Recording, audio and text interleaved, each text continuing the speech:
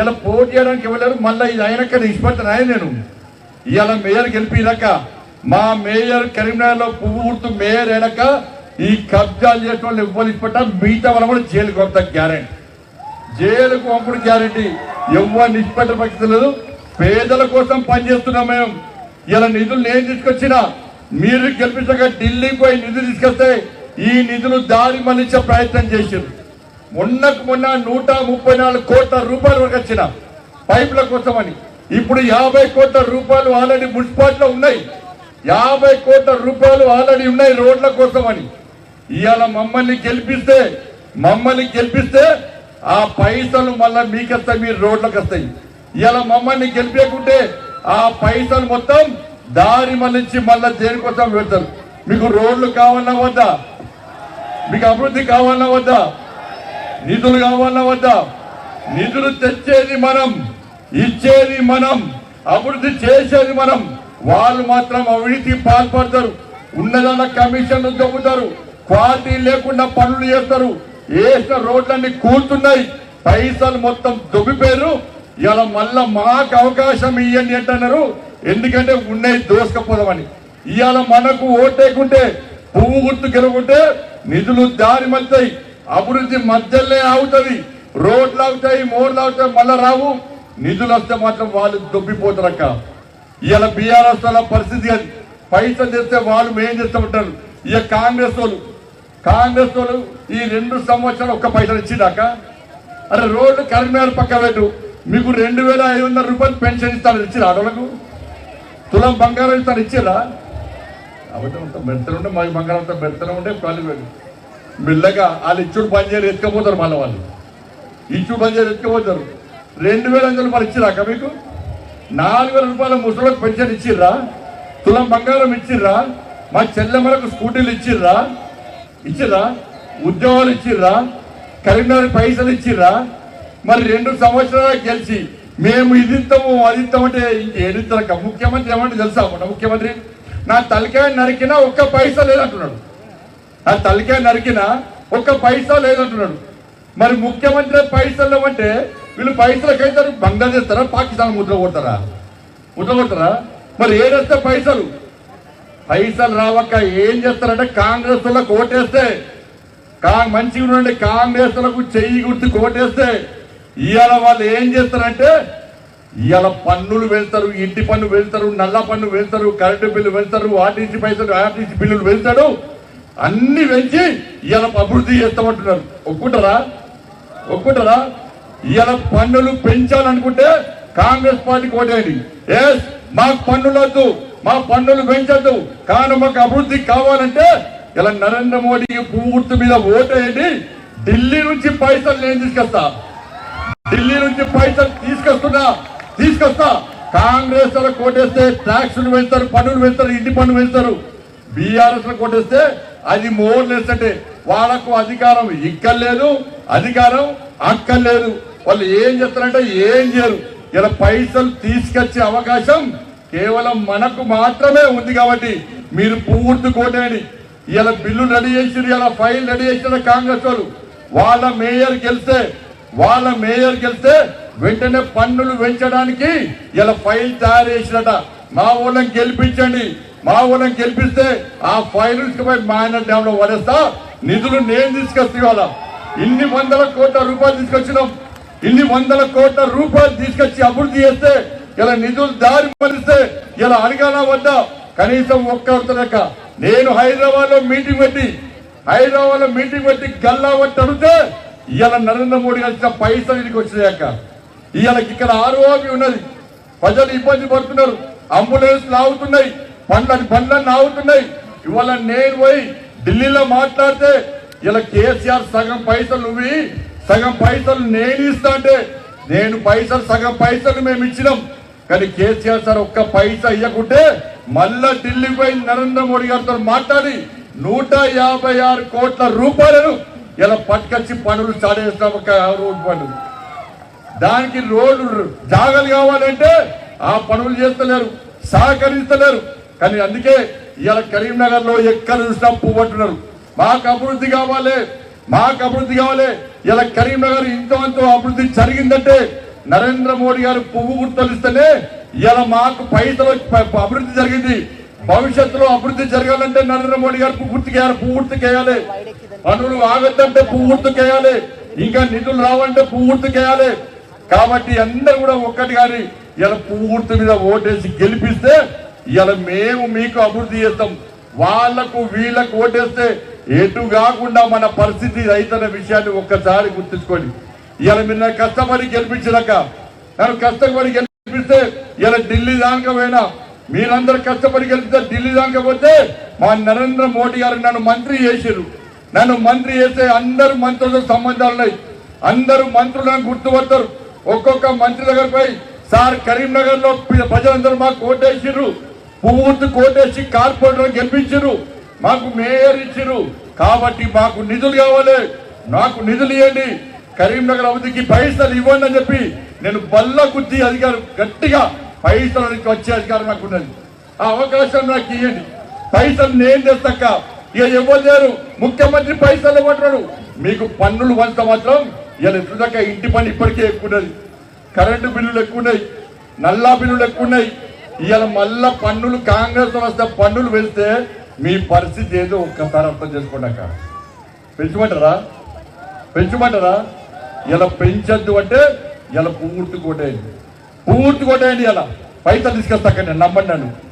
కాబట్టి ఇలా బీఆర్ఎస్ వాళ్ళు ఏం చేయరు, కాంగ్రెస్ వాళ్ళు ఏం చేయరు.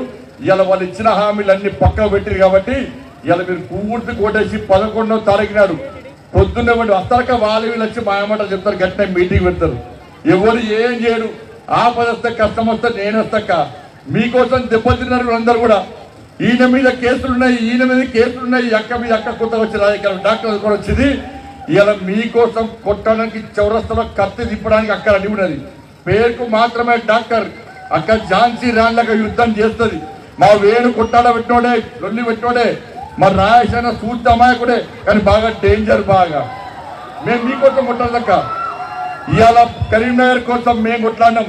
నా మీద 109 కేసులు ఉన్నాయక్క. నా మీద 9 సార్లు జైలుకు పోయినా.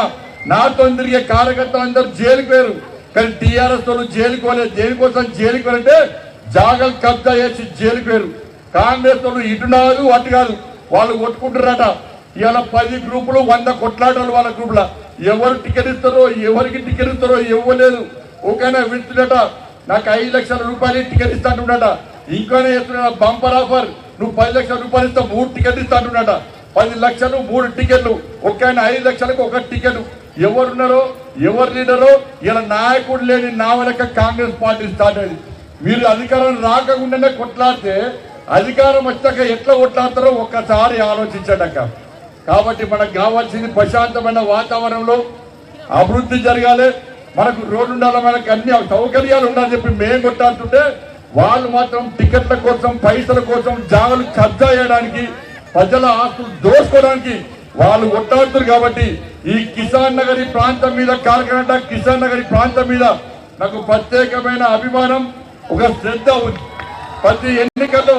ప్రతి ఎన్నికల్లో మీరు నాకు ఓటేసి గెలిపిస్తున్నారు. ఏ ఎన్నికలు వచ్చినా ఇంత పెద్ద సంఖ్యలో వచ్చి మా అక్కలు, మా అమ్మలు, మా చెల్లెలు, మా తాతలు, మా బాబులు అందరూ కూడా నన్ను ఆశీర్వదిస్తున్నారు. బోలింగ్ బాక్స్ ఇప్పితే ఇలా ప్రతిసారి ఇక్కడ మొత్తం వరదలకు కుప్పలు ఓట్లు, వేల ఓట్లు నాకు చేస్తున్నారు. అందుకే ఇలా ఫస్ట్ మీటింగ్ ఇవాళ స్టార్ట్ చేసిన మీటింగ్ కాబట్టి నా ఇజ్జత్ ఏకులు ఓటేయకుండా ఓట్లు ఎత్తారు కదా ఇదే చెప్పురాక పక్క ఏ గుర్తాక ఏ మనం చూపట్రాదు. అయ్యో అమ్మ గిట్లా చూపట్రాదు అయ్యో. కక్కడ ఇంకోళ్ళు అటోళ్ళు అప్పు ఈశాన్ నగర్ అంటే డేంజర్ బాగా ఏరియా అంటారు. ఇప్పుడు మెజర్తో గెలిపిస్తారు కదా. 11వ తారీఖు అందరూ ఓటేయాలి. మీరు ఓట్లు సరిపోక మీరు అందరూ ఎవరితో ఓట్లు ఇచ్చాలి, మీరు ఓట్లు వేయాలి, మీ కుటుంబ సభ్యులు ఓట్లు వేయాలి, మీ బంధుమిత్రులు ఓట్లు వేయాలి, ఇటు పక్క వాళ్ళు అటు పక్క వాళ్ళు ఎవరున్నా ఓట్లు వేయాలి. వాళ్ళు వీళ్ళని పైసలు అయితే పక్కా తీసుకోండి, ఓటు మాత్రం అమ్ముకోకండి. అమ్ముకుంటారా ఇట్లాంటి వాళ్ళే కాదు, అమ్ముకుంటారా? పైసలకు అమ్ముకుంటే కథ అవుటే. మళ్ళా 5 సంవత్సరాలు మీ జాగాలు మీకుండయి, మీ ఇల్లు మీకుండయి, పన్నులు పెరుగుతాయి, అన్ని పెరుగుతాయి. ఒక్క రోడ్ రాదు. ఒకటి నేను ఎందుకు చెప్తున్నాకంటే పైసలు ఉన్నాయి అక్కడ ఇంట్రెస్ట్ పడ్డా, ఆ పైసలు వాపస్ పోతాయి. అన్ని ఖరాబ్ చేస్తే ఎత్తుకపోతారు, దొంగలకు ఎత్తుకపోతారు. ఇన్ని 100 కోట్ల రూపాయలు తీసుకొస్తేనే ఎత్తుకపోయారు. ఇలా మళ్ళా ఇచ్చేటోనికి అధికారం ఇవ్వాలక. పైసలు ఎవరిస్తే ఇలా వడ్డించోడు మనోడైతే లాస్ట్ కూర్చోడం కూడా లట్టంటారు, అవునా కదా? ఇలా ఇచ్చేది కేంద్ర ప్రభుత్వం, మోడీ సాబ్. ఇక్కడ అధికారం మాకు ఇవ్వకుంటే పైసలు మొత్తం వడ్డీలో పోతున్నాయి. ఇలా పైసలు ఇచ్చోడికి మాకు అధికారం ఇస్తే నిజాయితీగా నిబద్ధతతో దేనికి ఖర్చు పెట్టాలో దానికి ఖర్చు పెడతా. ఇప్పుడు 50 కోట్ల రూపాయలు ఉన్నాయి. మీరు మమ్మల్ని గెలిపేయకుంటే ఏం చేస్తారు? తీసుకపోయి కరెంటు బిల్లు కడతారు, దాంతో జీతాలు ఇస్తారు. అవి ఎటు కాకుండా పోతాయి. ఇంకా 50 కోట్లు ఖర్చు పెడతా, ఇంకా 100 కోట్లు పట్టుకొస్తా, ఇంకా 100 కోట్లు పట్టుకొస్తా. ఇప్పటికే 100 కోట్లు పట్టుకొచ్చిన, ఇంకా పట్టుకొస్తా. నా మొండితనం తెలుసు మీకు. నేను ఎక్కడికైనా ఎవరి దగ్గర లొల్లి పెట్టి పట్టుకొస్తా. మంచిగా చెప్తా, ఈయన కూడా లొల్లి పెట్టి పైసలు పట్టుకొస్తా. ప్రజల కోసం పనిచేస్తా.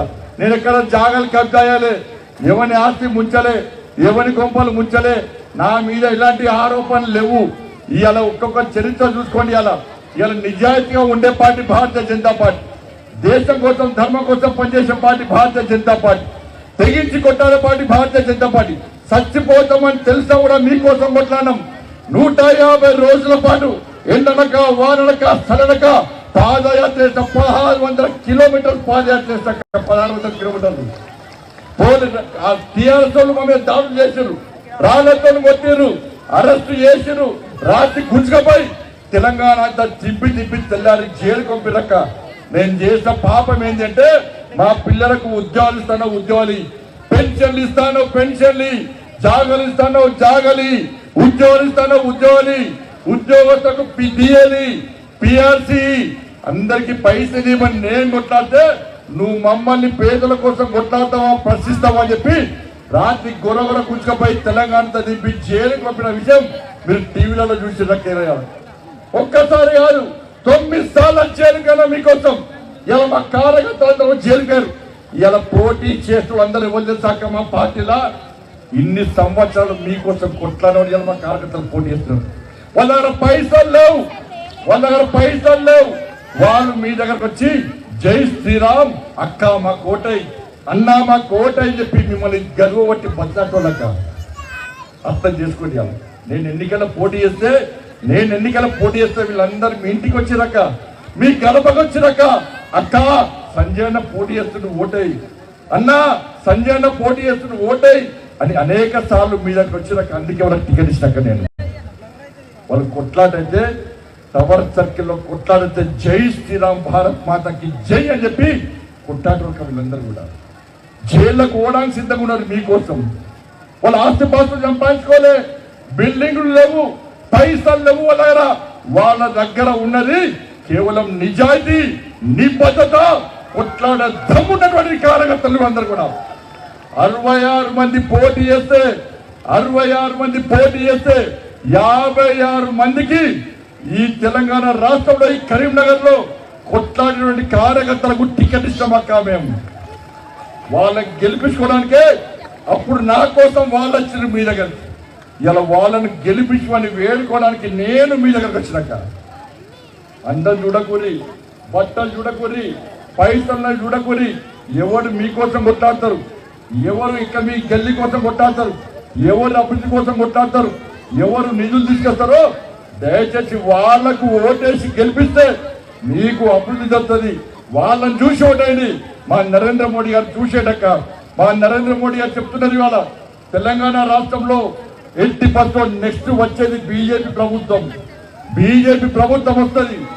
ఈ ఎన్నికల్లో చెప్పిందానే, పండిత్ సంజయ్ నువ్వు కరీంనగర్ కార్పొరేషన్ గెలిపించుకరా, ప్రజలకు చెప్పు, కార్పొరేషన్ భారతీయ జనతా పార్టీకి అప్పని చెప్పు. ఒక్క అవకాశం భారతీయ జనతా పార్టీకి ఇవ్వని చెప్పు. కరీంనగర్ అభివృద్ధి అయిందో మేము చూపెడతా అని చెప్పి నరేంద్ర మోడీ గారు మాట ఇచ్చారు కాబట్టే, మాకు భరోసా ఇచ్చారు కాబట్టే వాళ్ళు ధైర్యంగా మీ దగ్గర వచ్చి మాట్లాడగలుగుతున్నాం. ఇలా పైసలు ఇచ్చే అవకాశం ఒక్క కేంద్ర ప్రభుత్వానికి ఉన్నది. నిధులు ఇచ్చే అవకాశం ఒక కేంద్ర ప్రభుత్వానికి ఉన్నది, ఈ రాష్ట్ర ప్రభుత్వం నిధులు లేదు. కాబట్టి ఇలా ఒక్కసారి మాకు అవకాశం ఇవ్వండి. కార్పొరేషన్ లో ఇంతవరకు మేము గెలవలే, ఎప్పుడు కార్పొరేషన్ లో మేము గెలవలే.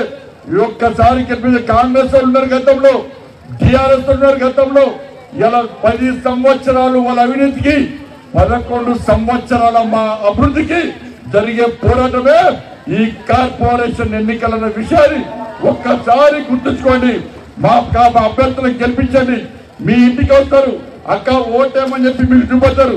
ఆశీర్వదించండి అక్క, పెద్ద మనసుతో ఆశీర్వదించండి, ధైర్యం చెప్పండి, ఒక భరోసా ఇవ్వండి, వాళ్ళ లోపల విశ్వాసం కల్పించండి. తమ్మి నువ్వు కొట్లాడు, నా ఓటు నీకేస్తా, అక్క నువ్వు కొట్లాడు, నా ఓటు నీకేస్తా. ఎవరు చెప్పినా వినా, ఎవరి మాటలు నమ్మా, ఎవరి ప్రలోభాలకు లొంగ. నేను కమలం పువ్వు గుర్తు మీద 11వ తారీఖు బరాబర్ ఓటు గుర్తుతా చెప్పి ఒక్కసారి మా వాళ్ళకు మాట ఏంటక్క. మీకన్నగా నేనుంటా, మీకన్నగా నేనుంటా. ఏ ఆపద వచ్చినా, ఏ కష్టం వచ్చినా నేను మీ దగ్గర వాళ్తున్నా. మీరు టీవీలలో చూస్తున్నారు, పేపర్లో చూస్తున్నారు. రెస్ట్ తీసుకోనక్క, నేను రెస్ట్ తీసుకోను. ఏసీలో వండా నేను ఎప్పుడు కూడా దొడ్డుకారం దీన్ని పట్టుకుంటున్నాక, నేను గొడ్డుకారం దీన్ని పట్టుకుంటున్నాక. నేను ఒక్కసారి ఆలోచనక ఇలా అభివృద్ధి పైసలు తీసుకొస్తానని తప్ప నాకున్నది, ఒక ఆలోచనతో ఉన్నా, ఆత్మతో ఉన్నది. ఎప్పుడు ఎన్నికలు అయిపోతాయి, ఎప్పుడు 13వ తారీఖు ఫలితాలు వస్తాయి, మా అభ్యర్థులు పువ్వుతో గెలుస్తారు. జల్లి వీళ్ళందరికీ ఢిల్లీకి పోవాలి, నరేంద్ర మోడీ అని కలిపియాలి.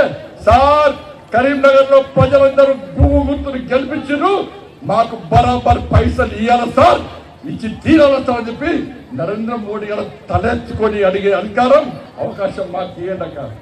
తీసుకొచ్చే బాధ్యత మాది. మీరు ఓట్లు వేయండి, ఓట్లు వేయించండి. పక్కోళ్ళకు, వాళ్ళకు, ఈ చుట్టాలకు అందరికి కరీంనగర్ ఎక్కడ కూడా, వేరే ఊర్లో ఉన్నా కూడా ఒక్క ఫోన్ చేసి కరీంనగర్ అంతా బీజేపీ బీజేపీ బీజేపీ అంటున్నాక, ఏ సర్వే చూసినా కూడా, ఏ గల్లీ సర్వే చూసినా కూడా ఈసారి కరీంనగర్ లో భారతీయ జనతా పార్టీ పువ్వు గుర్తు హవా కొనసాగుతుంది, అభివృద్ధి కొనసాగుతుందని చెప్పి ఆ సర్వేలు వస్తున్నాయి. కాబట్టి మా పార్టీ నుంచి పోటీ చేయడానికి చాలా మంది వస్తున్నారు. కాబట్టి ఒక అవకాశం ఏంటి, అభివృద్ధి చేసే అవకాశం ఏంటి, నిధులు తెచ్చే అవకాశం ఏంటి, పన్నులు పెంచకుండా అడ్డుకునే అవకాశం మాకు ఇవ్వాల్సిందిగా మీ అందరికీ పెద్ద 2 చేతులు జోడించి పొట్టు. మా సరితక్క, మా వేనన్న, మా రాజేశన్న గుర్తు పువ్వు గుర్తు. ఏ గుర్తక్క, ఏ గుర్తు? పువ్వు గుర్తుకు ఓటేసి భారీ మెజార్టీతో గెలిపించాల్సిందిగా మీ అందరికీ విజ్ఞప్తి చేస్తూ, ఇక చివరిగా ఎవరైనా కూడా పట్టించుకోరు. ఎన్నికల గెలవగానే ఏం చేస్తారక్క? కబ్జాలు, అవినీతి, అక్రమాలు, పార్టీలు మారు. ఇవాళ మా ముగ్గురుతో ఇవాళ ఫస్ట్ మీటింగ్ ఇప్పుడే స్టార్ట్ చేసిన, యుద్ధం ఇప్పుడే స్టార్ట్ చేసిన, కబడ్డీ ఆట ఇప్పుడే స్టార్ట్ చేసిన, ఇక్కడి నుంచే స్టార్ట్ చేసిన కిషన్ నగర్ నుంచి. ఇక రేపటి నుంచి ఆడుకుంటా, ఎవరిని వదిలిపెట్టే పక్షం తెలియదు. మాకు అధికారం ఇవ్వని చెప్పి అందుకే విజ్ఞప్తి చేస్తున్నా. మా ముగ్గురుతో ఇవాళ ప్రమాణం చేస్తా, మీ అందరి సమక్షంలో ప్రమాణం చేస్తా. ఇలా ఈ ప్రమాణం చేయడానికి కాంగ్రెస్ వాళ్ళు సిద్ధంగా లేరు, ఈ ప్రమాణం చేయడానికి బీఆర్ఎస్ వాళ్ళు సిద్ధంగా లేరు. ఎందుకంటే గెలిచిన వెంటనే దోచుకునే వాళ్ళు.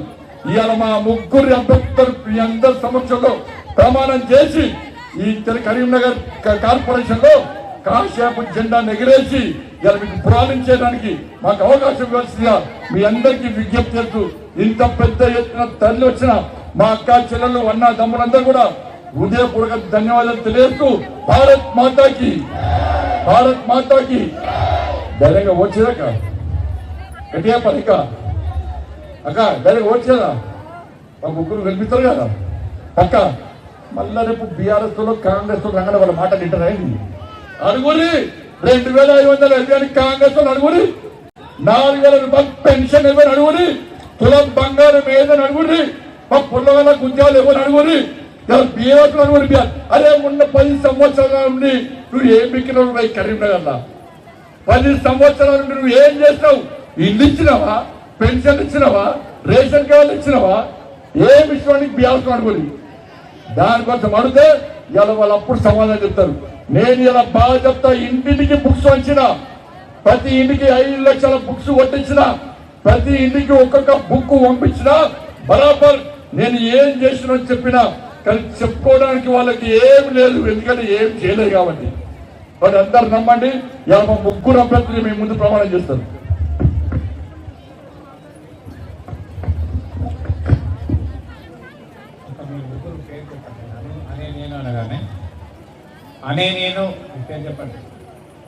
చెప్పండి.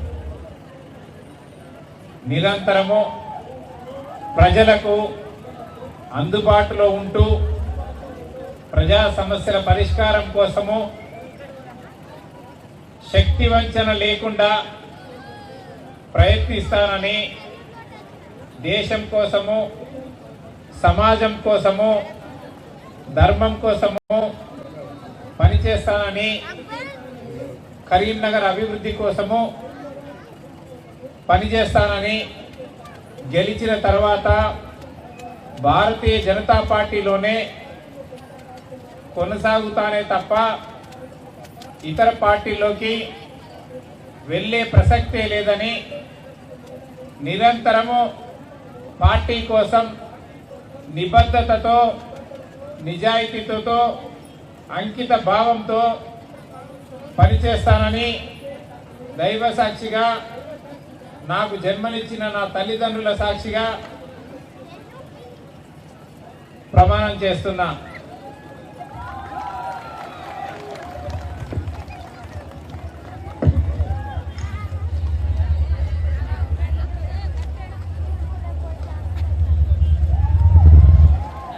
బాబు పాట పెట్టండి, పాట.